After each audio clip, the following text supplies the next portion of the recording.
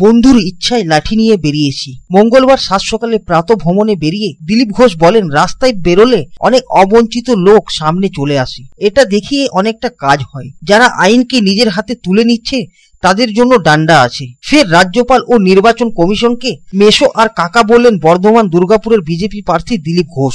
এক শায়রির টান ধরে বিজেপির এই নেতা বলেন, একসময় নির্বাচন কমিশন রাজ্যপালকে বিজেপির পার্টি অফিস বলতো তৃণমূল, আর আজ ভোটের ময়দানে না থেকে তৃণমূল নেতারা মেশো কাকাদের অফিসে দৌড়ে বেড়াচ্ছেন।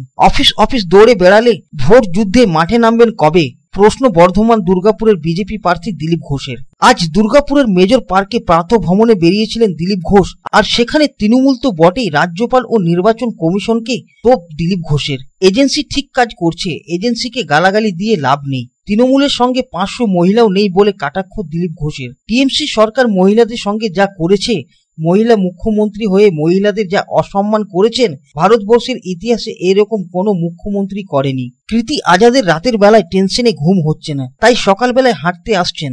প্রত্যেক দিন হাঁটার অভ্যাস আমাদের আছে। কি উনি বেরিয়েছেন? কালকে কি উনি বেরিয়েছিলেন? আসলে টেনশনে ঘুম হচ্ছে না রাত্রেবেলা, তাই সকালবেলা হাঁটতে আসেন কীর্তি আজাদ।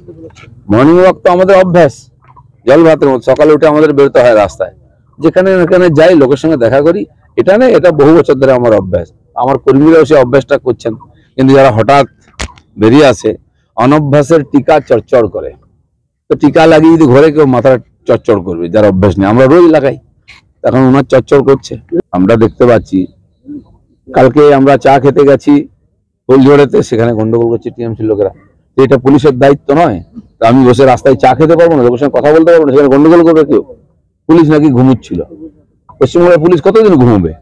ঘুমিয়ে তো ওপরে 12 বছর কেটে গেল, এবার জাগো একটু। দেখুন, আমাদের লকেট চকেটে যে গাড়ি ভাঙছে, তাকে ঢিল মারছে।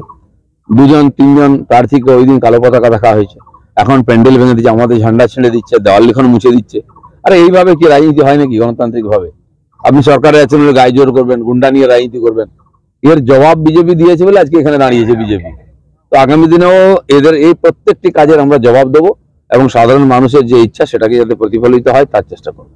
না, আমাকে আমার এক বন্ধু বললেন যে আপনার রাস্তায় বেরোলে অনেক অবাঞ্ছিত লোক সামনে চলে আসছে, তো একটা স্টিক হাতে রাখুন। তো উনি দিয়েছেন, তাই নিয়ে ঘুরছে। অভিজ্ঞতা অনেক জায়গায় হয়েছে, কিন্তু আমি খালি হাতেই ঘুরি। তো ওনার ইচ্ছা যে আমি স্টিকটা যেন নিয়ে ঘুরি, তো এটা দেখি ওখানে একটা কাজ হয়। এটা তো শাসক দল বলবে যে আইন নিজের হাতে তুলে নিয়েছে দিলীপ ঘোষ। আইনকে আমরা মানি, আইনকে হাতে তুলে নিই না। যারা আইনকে হাতে তুলে নিচ্ছে তাদের জন্য ডান্ডা আছে।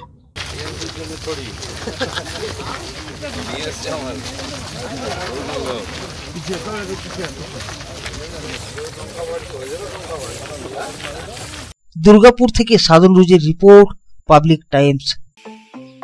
स्टाइल होम फर्नीचर की ऐसी शोरूम जहां beds, sofa sets, chairs, dining tables, wardrobe के अलावा और भी बहुत कुछ, वो भी रीजनेबल प्राइस पर। बेस्ट क्वालिटी के साथ ही साथ आपको यहाँ मिलेगा लेटेस्ट डिज़ाइन के फर्नीचर्स जो है टिकाऊदार और आकर्षक। स्टाइल होम फर्नीचर अब आपके आसनसोल में। अपने घर को दे एक नयापन स्टाइल होम फर्नीचर के संग। हमारे स्टोर पे आज ही विजिट करें। हमारा एड्रेस है opposite police line, Burnpur road, Asansol. Contact number 9749933511।